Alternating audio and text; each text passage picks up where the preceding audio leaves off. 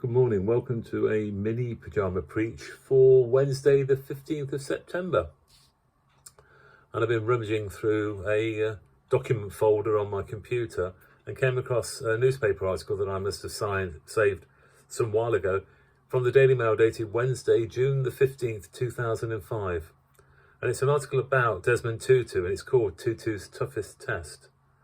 And Christopher Matthew, the Mail's journalist, says anything Archbishop Tutu says on any subject is interesting, but when his subject is Christianity, serious-minded people ignore him at their peril. And he says there's nothing more difficult than trying to describe one's faith. This is Desmond Tutu. And he went on to say that how Christ's teachings have provided a much-needed moral framework for people's lives at different periods of history, beginning with Palestine at the time of his birth and during his ministry. Oppressed by a harsh Roman regime and elbowed aside in the temple by men of wealth and influence, ordinary Palestinians were thoroughly marginalised. The reason that Christianity had so much appeal was because it was a religion for everyone. Anyone could become a Christian.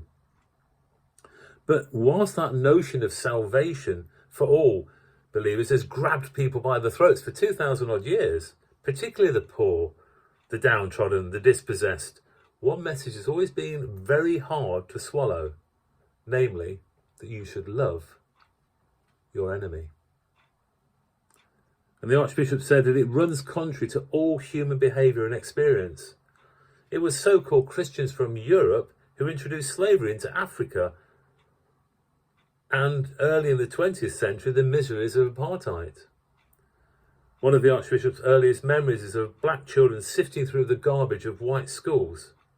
His first experience of racial abuse was when, in a white shop, an assistant called his father boy. But it was when he was 11 that a tall white man did the unthinkable. He tipped his hat to Desmond's mother. 3 years later, the same man visited him when he was in hospital with TB.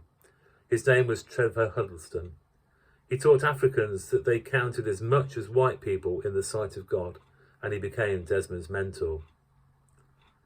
So loving one's enemy and not retaliating can't have been easy for the young Reverend Tutu during the 60s and 70s, because apartheid had reached its nadir with the Sharpeville and the Soweto atrocities, the death and imprisonment of countless militants.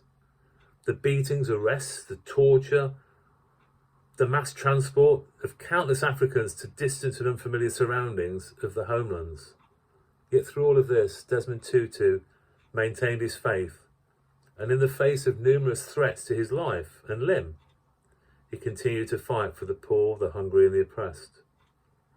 In 1984, he received the Nobel Peace Prize. He returned home a hero, but had no doubts who was really responsible for that award. God acts just as the oppressors begin to sing victory songs, he said. Freedom is unstoppable. And in 1994, at the age of 62, he was allowed to vote for the first time in his life. But still the fight goes on against AIDS, crime and poverty. And this is really, I've read the article, I wasn't planning to do that, but it's so powerful. This is the conclusion. Loving one's enemy, he concluded, is the hardest concept humans have ever faced. But it's only if we learn to do this that we have any future at all. Not just in the next world, but in the one we all live in now. So loving our enemies. That's the thing for us to start doing today. Amen. Amen. Bless you.